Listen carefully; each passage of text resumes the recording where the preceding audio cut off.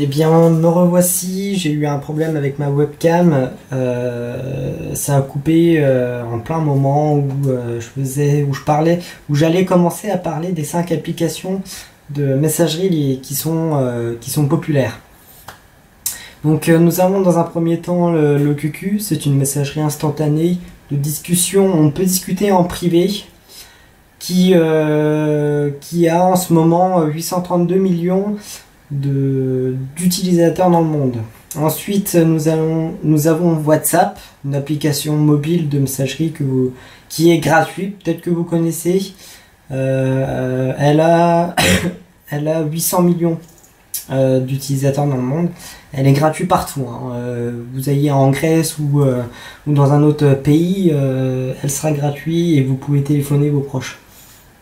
Je vous la recommande.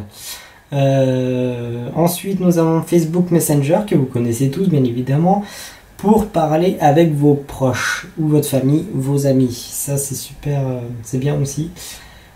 Et elle a en ce moment 800 millions d'utilisateurs dans le monde aussi.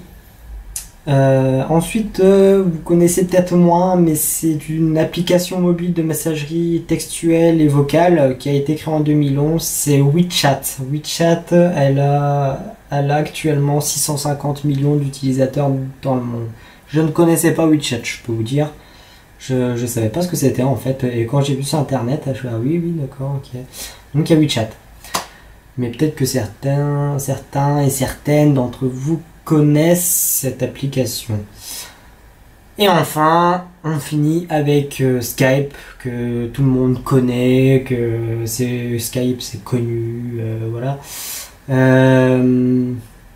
Skype permet de rentrer, d'être en cam, de pouvoir voir une personne, et de parler avec elle, même si on est loin, comme c'est gratuit aussi les appels, et c'est bien pratique.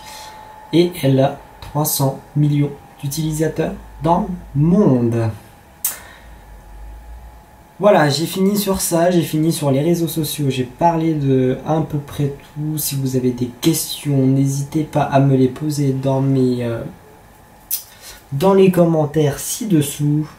J'espère que cette vidéo vous a plu, que vous avez kiffé, que vous allez kiffer.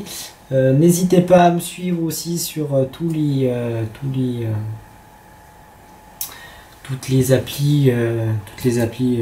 Ah, il y a Periscope aussi, j'ai oublié de parler. Alors Periscope, ça fait un moment que j'ai pas lancé de recherche dessus, mais Periscope, c'est une nouvelle application qui est très bien, et on peut faire des choses pas mal dessus. On se prend en vidéo et puis t'as des gens qui écrivent, et ça permet de faire